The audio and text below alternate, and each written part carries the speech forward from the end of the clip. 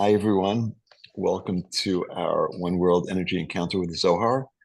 This week's portion is the portion of Balak in our copy of the Zohar. It is volume 19, and we're at verse 153. And let's begin by inviting in the Kabbalistic lineage of the Rav and Karen and Michael, Rav Ashlag, Rav Randwine, the Uriah Kodesh, the Ramchal, Rabbi Tarfon, Rav Aram Azulai, Rav Menachem Mendel of Vitebsk, Rav Kolona Meshapira Piasetson, the Baal Shem Tov, Rav Shimon Bar Yochai and all his students, Rav Mordechai of Chernobyl, one soul with Yosef at Tzadik in Shechem. And as we connect to these verses, let's open up our consciousness to connect with this idea that there's a realm beyond the realm that we encounter with our five senses. We refer to that realm as the 99% realm, otherwise known as the flawless universe, the Garden of Eden, the realm of all fulfillment. And as we connect to that realm, let's channel the energy of healing for everyone we know who needs healing. Chana Bat Rivka, Sarah Bat Malka, Sarah Bat Yehudit, and just anyone else that we know of that needs that healing. Let's send them energy of healing. Also, let's connect to the energy of Ahavat Chinam, unconditional love, treating everyone in the world with human decency, ending the war in Israel, the safe return of all the hostages, protection for the Chayalim who are trying to free those hostages, also ending the war between Russia and the Ukraine, and also removing all negativity and chaos from our world, which appears to be pretty chaotic at the surface. Okay, verse 153. Rabbi Yossi, Hashem b'seischa b'seir b'tzadcha mistei Edom eretz Rasha. Sha'ata d'kuchabrichu tav me seir d'la kabilu oraita eretz Rasha v'gomer. Ma'itama.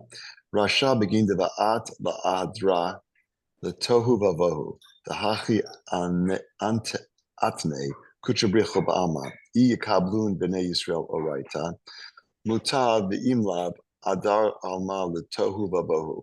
Kevin the chamat ara deha azmin kuchabrichu l'chol amamaya yikablu oraita. V'la kabilu umikol am maya la ish ta'aru ele Yisrael b'l'chol dahu. Chashivat ara Yisrael la yikablun v'vav tahu. Begin kach eretz rasha kevan damru na'aseh v'nishma miyad shekata Haduktiv Eretz Yar'a b'Shakata, Yar'a b'Kadmeta, Basof b'Shakata. Maria? Rabbi Yoshi said, Hashem, when you did go out of Seir, when you did march out of the field of Edom, the earth trembled. Okay, so this that's a verse from the book of prophets of Shoftim, which means judges, so it's the book of Judges. And I'm not sure which judge it is that says this line, but it's a reference to a disconnect. The Creator leaving Seir, or when he was not in the field of Edom, that the earth trembled. So anyone want to comment about what you think about the earth trembling? What does that conjure up? What comes to mind when you think about the earth trembling? Chaos. Chaos. Yeah, like instability. Yeah. In last week's portion, there's actually an earthquake in the story, the narrative, and the earth opened up and swallowed up a bunch of negative people. I mean, that's to take it to an extreme. Yeah. So the Zohar is introducing this concept of instability, of chaos. And I just want to point out that this really does go on, obviously. This is what the verse is referring to. But for us, this is just the opposite. It is connecting to the energy of stability. And so our first takeaway here is connecting to the energy of stability and projecting stability into the world, of the removal of chaos.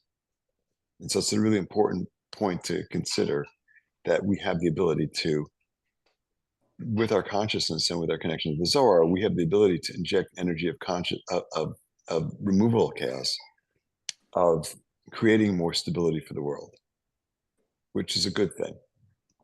And so that's what we're doing right here. That's why we're reading this section.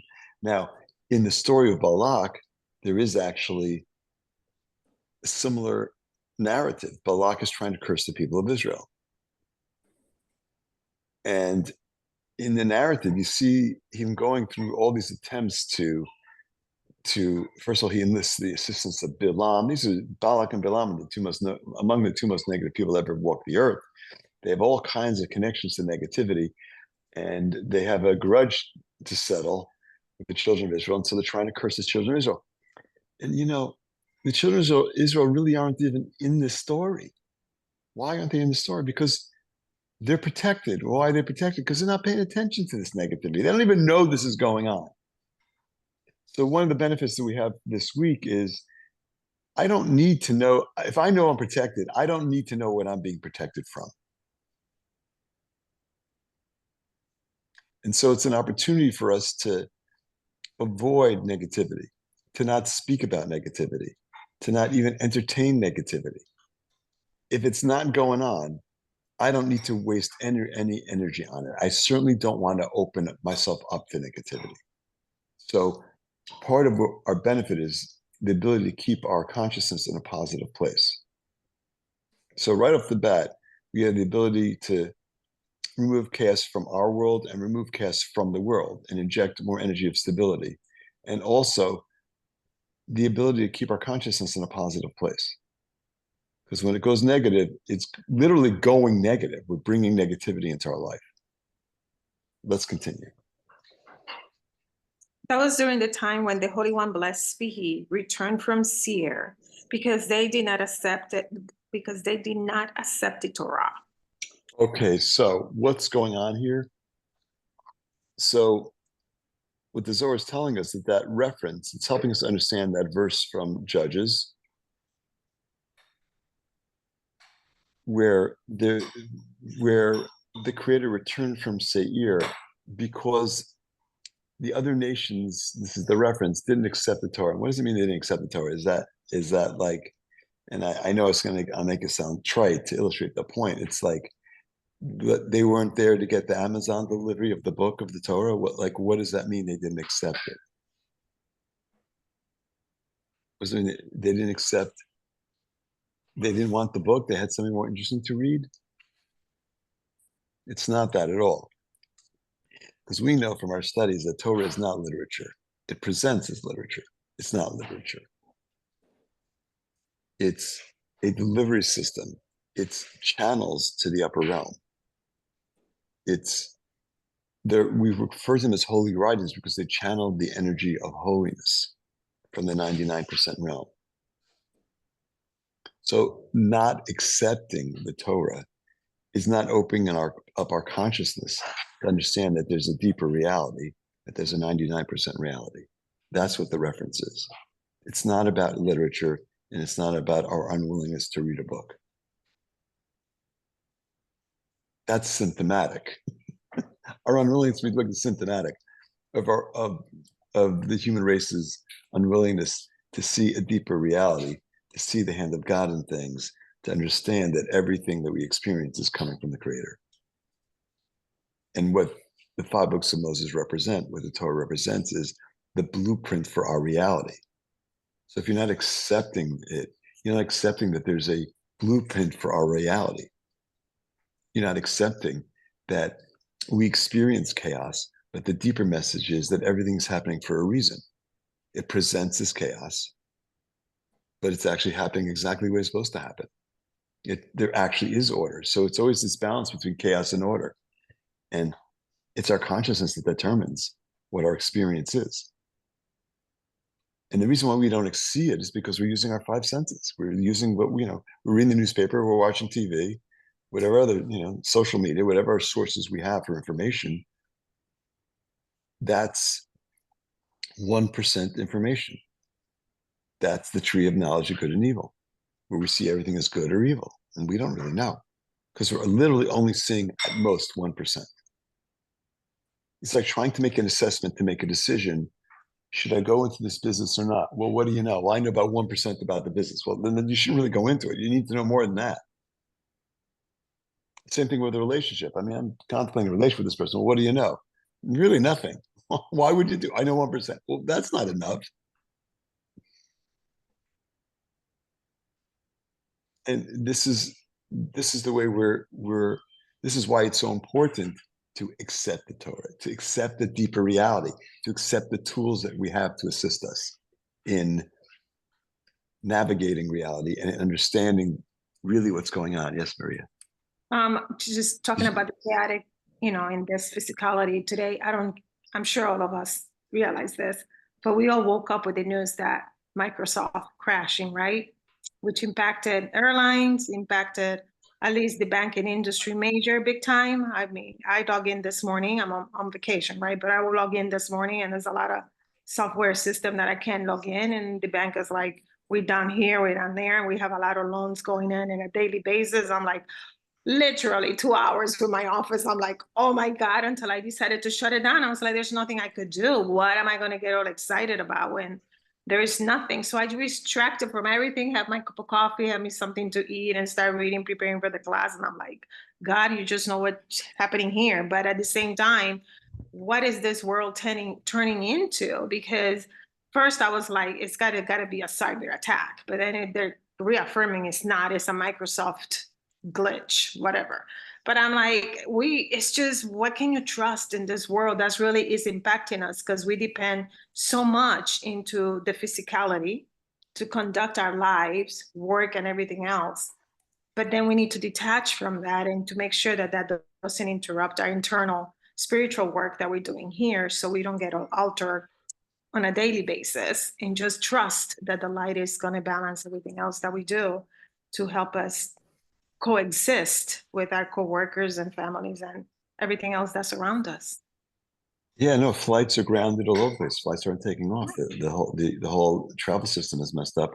The whole computer systems are messed up. There was apparently some kind of update. But to your point, like it presents as chaos.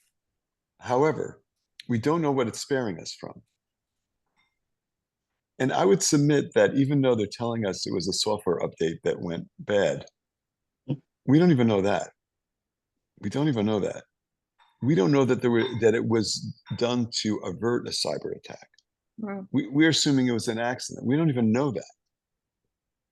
It's like, we don't know. We're literally seeing 1%, even though when they were reporting it. And it goes for so much else that's going on in the world right now. We really don't know the true story. So we have to be very careful about rushing to judgment, about rushing to conclusions that we don't need to do. Like, again, I don't have to decide right now. I'm not making a decision to flip the switch. It's not up there. So like, it is what it is. And, Maria's like, I pour myself some coffee and I chilled out a little bit. I don't control it. If I have to get out of harm's way, that's a decision I need to make right now. But short of that, like, what do I really need to do about it? Maybe this was just an opportunity for the Creator to let the world kind of start the weekend early, or just to chill. Or maybe this happened because people need to take precautions so something worse doesn't happen in the future. This may be I like to say, the gentle slap on the cheek as opposed to getting knocked down. We just don't know. We just don't know. Rocky had a question. Getting back to our text, if the earth is trembling, Hello? something is going on. Yes, Rocky. I just wanted to kind of touch on that because I was listening to I was trying to see what 1994 when Rob Berg was discussing Balak, and this morning when I was listening to it, he was in that talk. He brings up the order inside of chaos, and that in the midst of chaos there is order. But he made a statement that kind of blew me, and I was like, wow. He said, in the midst of chaos there is order, but I don't want it that way. So what did that mean in terms of the order and the chaos? Forget the chaos. I just want the order. So what you just said kind of fell into that, in the midst of all of that chaos, how do we know there's order in there, but I keep the order by pouring a cup of coffee, having an energizer, and just waiting for the process to take place, because I went to take care of my license plates and they say, hey, we're only taking cash and checks. And then I go up there. So what it appears now that Maria said, that I didn't even think about it, right? Because I get so caught up in the news and the politics, and I have to stop myself. So I wasn't looking at anything today. And what came to me when Maria said that was, so it's the financial industry that was affected, because you can take a check and you could take cash, and they were able to put up my information, but they couldn't take credit cards. Right. And I still was But able to get on my check. Yeah, but they're also not flying planes. Right. And So not because people can't pay there for it. was something So in there, but I didn't get caught up in it. I was like, normally I would have been right. like, and this morning when I got up, I normally wouldn't have taken the checkbook. I got up and I listened, I did my normal thing, and something said, take the checkbook with you. I took my checkbook with me. So yeah. Can you imagine? Yeah. Can you imagine if you made that trip with that? So that was like your guides giving you a little tip. Yep. Right. So yeah, so I was thinking, and on that ride, I was listening to Mark Bird when he was saying, I'm sorry, Rob Bird, when he said there's order in chaos, but I don't need the chaos to have the order. So just have the order, grab a cup of coffee, right. Maria, and Great just point. wait Exactly. it out. Yeah. Exactly. I'm going to connect I'm connecting to my order. Absolutely. That's great. Thanks for sharing that. Okay, let's continue. The earth trembled. What is the reason that it trembled? It is okay, so the earth trembled in this case, and let's see what was it? What was the reason? Tremble. Wait is it? I just lost it. Yeah, it's okay. Tremble. It is because he wanted to return to formless and void. Okay, so formlessness and void is actually it's in the Hebrew, it's tohu vavohu, and that is the beginning. That's in the creation story, right in the beginning. It's Breshit bara Elokim. In the beginning, God created at the Shemayim v'et haaretz, heaven and earth. The Haaretz hayta tohu vavohu, and the land was formless and void, formlessness and void. So tohu vavohu is like it's like a formula. It's like it's in that beginning. What does that mean? I mean, I see what it means literally, but what does that mean? And why did it want to return to that? The earth trembled because it wanted to go back to formlessness and void. Why would it want to do that? What does that even mean? Does the earth actually have a consciousness that is thinking that? Does it have desire that it wanted to do that? Well, if you define desire as wanting to bring things in, then the earth has the greatest desire in reality, because it does bring everything in. It literally, the earth, what's keeping us walking on the earth? Why aren't we floating around? Because of gravity. Like, gravity is one of the strongest energies, if you will, that impacts our life. We literally would be floating around if there wasn't gravity. We take it for granted. Sun rises, sun sets, moon comes out, stars come out, and this gravity goes on all the time. Gravity is like a constant. It's not like some days there's heavy gravity and some days there's light gravity. Gravity is consistently the same for us. So it's like you're talking about literally going from the gravitational pull, which is a constant, which is stable, to everything being literally up in the air. But it's more than that. It's like there's no form, there's no nothing. It's complete chaos. That's what the earth is returning to. That's what it's saying. Why would it do that? Let's continue. The Holy One, blessed be He, made a condition with the world, and if the children of Israel accepted Torah, it is good, but if not, it will return you to formlessness and void. When the So earth if you're on this journey, if you're on this path, you are the children of Israel. So what does it mean the Creator made a deal with us? What does that mean? So I didn't get that email and I didn't sign that agreement. So I'm trying to, what does that mean? Go ahead, Mary.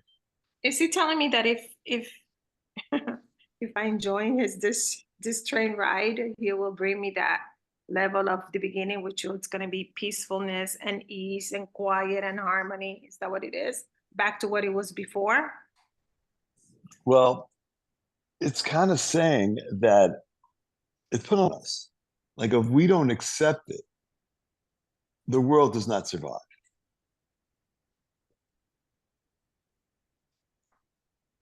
And we'll see that there's reasons for this.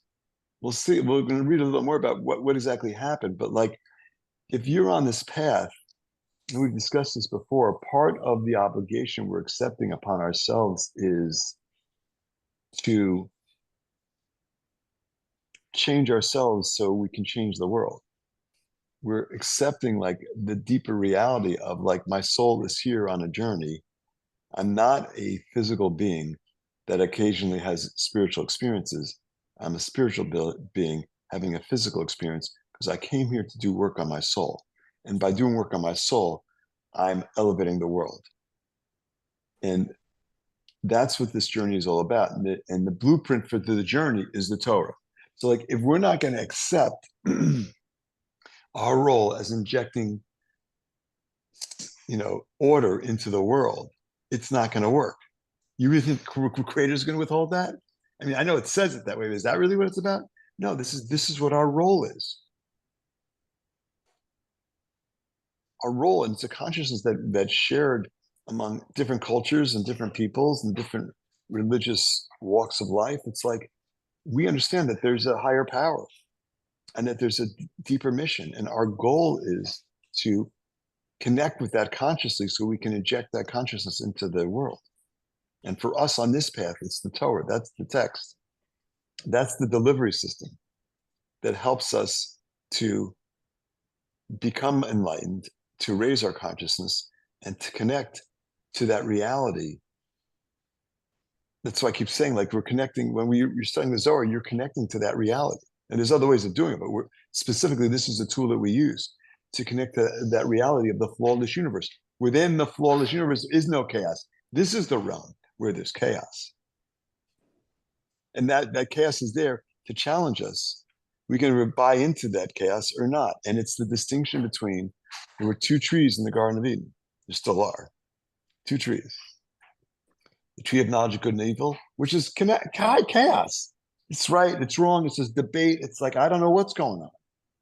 Or the tree of life, which is like, an elevated consciousness. Everything's happening for a reason. There's no chaos. There's no chaos in the upper realm. Chaos is here.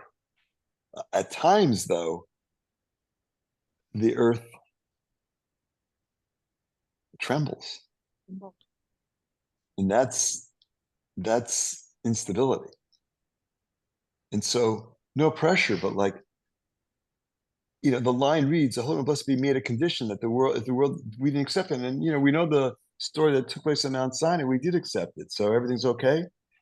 That happens all the time. We always have the challenge. Are we accepting it or not? Every day, every moment. And sometimes our consciousness, we fall, and we're not really buying into that.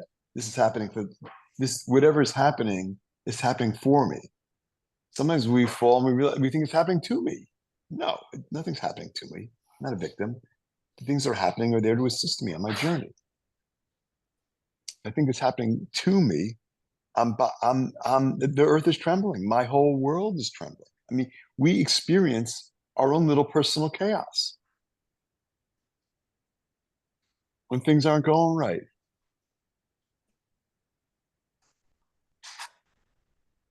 Why is this happening to me? It's helping you grow. It's helping you move to your next level. It feels like chaos, but don't open yourself up to that consciousness. I mean, we do, but it's like we want to as quickly as possible regain our footing. It's like all these expressions of like, when I find my footing, it's like the earth isn't trembling under my feet. I think of this song, of course. I feel the earth move under my feet. It's like but we have a choice. That's part of our free will. Is, am I going to see things as chaotic, or am I going to see them as part of an overall plan? I may not merit understanding the plan, but I do see it as a plan. Let's continue. When the earth noticed that the Holy One, blessed be He, invited all the nations to accept the Torah, but they didn't accept. And from all the nations, only Israel were left. The earth thought that Israel too would refuse to accept the Torah as the others did. Okay, so before Mount Sinai, the story goes that the Creator offered the Torah, this ability to have an enhanced consciousness about reality to all the nations in the world. They rejected. They were just like, forget it. That's it. End of game. Done. We're returning to formlessness and void. Now, did the earth really think that? Does the earth think? So it's an anthropomorphism. What it indicated was this, it looked like things were getting unstable. They were. That's the way it looked. And if you look at the children of Israel, it's just another group of people. So why would this one group accept it and no others would? Why would they accept it? I mean, if you look at this world from a tribal perspective, why would they? They're just like the other tribes. We're all the same, aren't we? So it underscores the unique construct of the children of Israel. It's not a genetic thing. In some ways it is, but it's not exclusively a genetic thing. It's a consciousness thing. It's like the souls that end up in that lineage are souls that are open to, are expansive enough, have large enough vessels to accommodate this consciousness. Historically and presently, it's no different. It's like, it's a consciousness thing. And like, what are you talking about? You got kind of born into it. And everyone born into it even has this consciousness. So it's not necessarily. And those who aren't born into it join in all the time. So it's not exclusively a genetic thing, a physical thing. Of course not. It's soul-based. It's like, what is the capacity for your soul? So when the Zohar refers to the children of Israel, we're talking about a collection of souls that have the capacity to read literature? No. To see the Torah as a blueprint for existence, to open to a consciousness of a 99% realm. And so for us, it's just helping to strengthen our consciousness in the fact that there is a 99% realm that we don't see, in the fact that we are spiritual beings having this physical experience, that we have the ability to overcome that physicality, that we have the opportunity to restrict our physical impulses in favor of our spiritual perspective, that we have the ability to open up to receiving information from our guides and from the Creator, and accept the supernal guidance that we're getting. We're open to the random things that just aren't random, that are happening to assist us.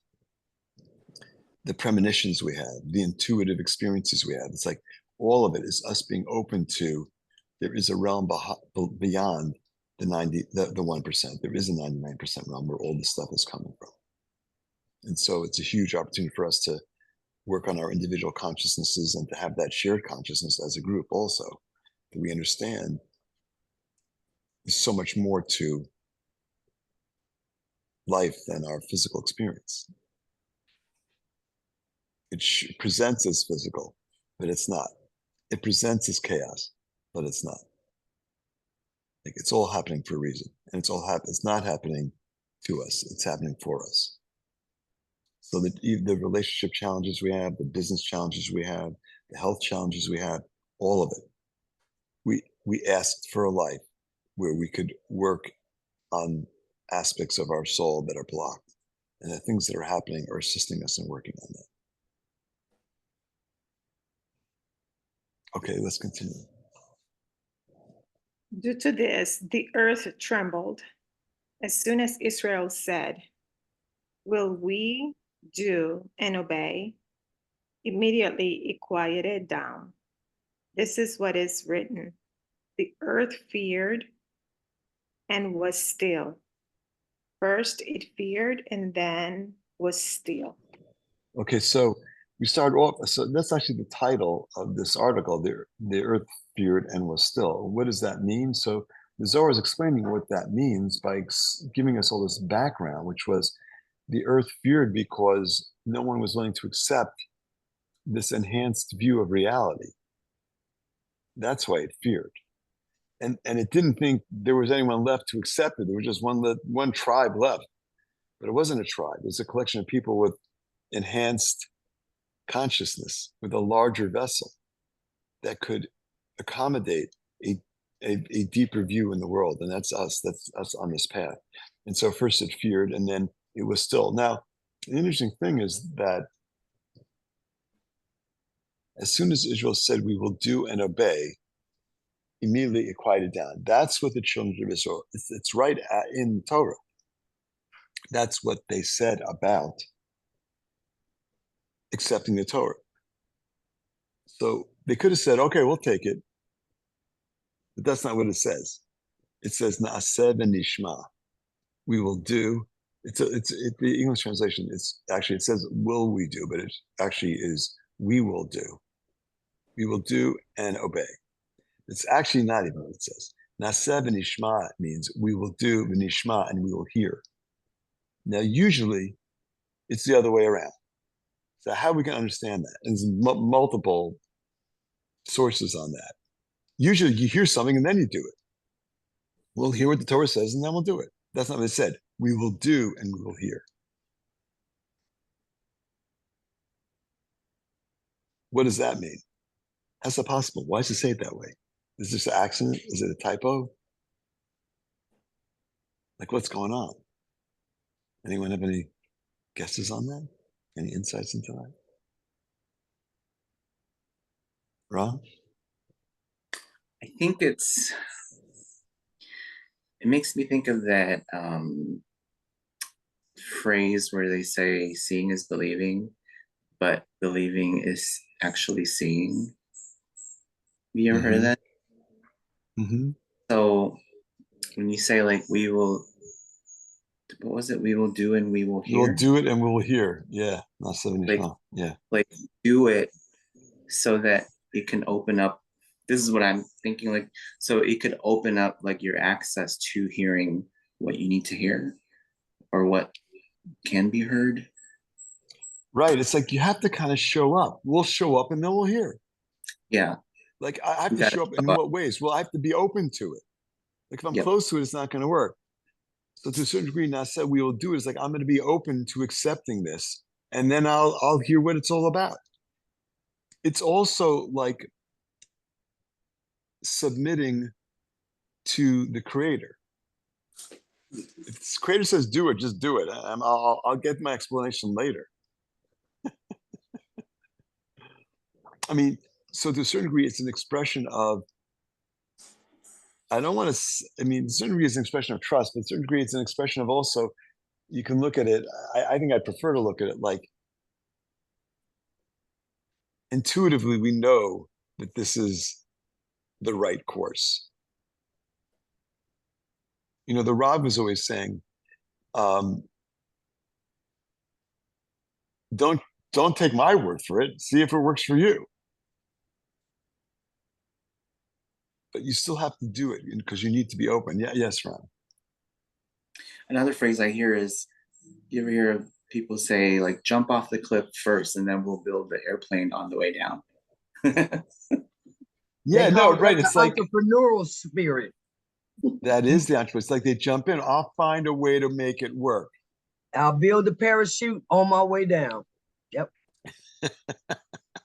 Yeah, I'm just like I'm jumping in feet first. It's like, but to a certain degree, is also like it's a level of embracing life and the challenges. Because if you're not into it, no explanation is gonna. We won't even hear the explanation. Literally, you won't hear it. So the question that was asked, why here? It's like it's like an expression of understanding. It could have been seeing, but it's it's like Keter Chochma Bina. It's like it's an understanding. It's not just knowing information, it's internalizing that information. And it requires, and the other thing is like, we're in the world of action. We do stuff. We have to do things to manifest. And this is literally the world of Asiyah, Olam Asiyah. It's the world of action. Nothing happens here without us doing something.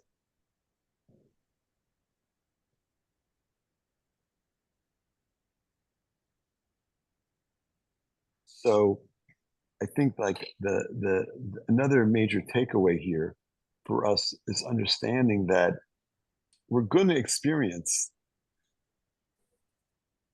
levels of certainty, that this is a high level of certainty.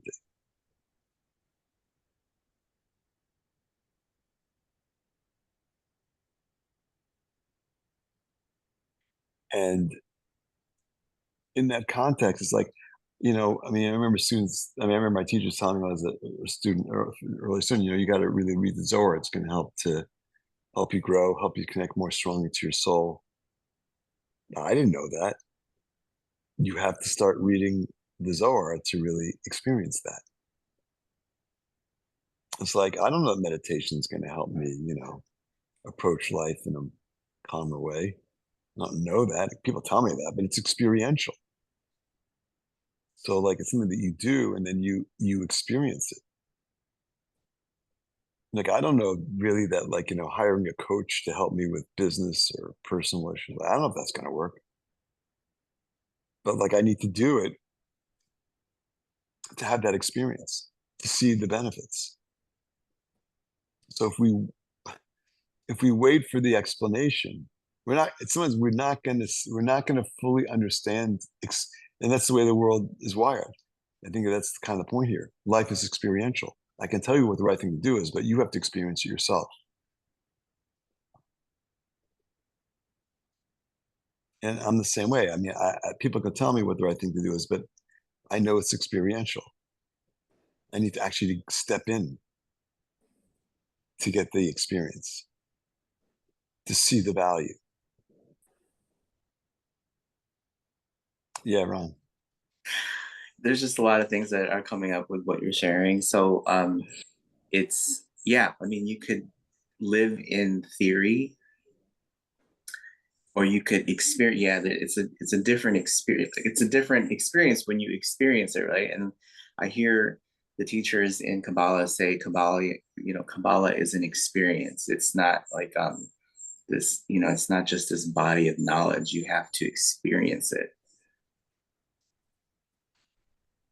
Right. It's like you have to, you got to jump in the water to learn to swim. Okay, we're out of time. Thanks everybody for your contributions. And love you all. Have a great week. Thank you. Thank you for joining us. Thanks for always being here, David. Appreciate Thanks for you. your My wisdom. pleasure. Help us My pleasure. understand this. What's that, Maria? Thanks for your wisdom to help us unpack all this. My pleasure. My pleasure. Okay, Shabbat Shalom, everyone. All right, guys. Shabbat Shalom. Shabbat Thank you. shalom.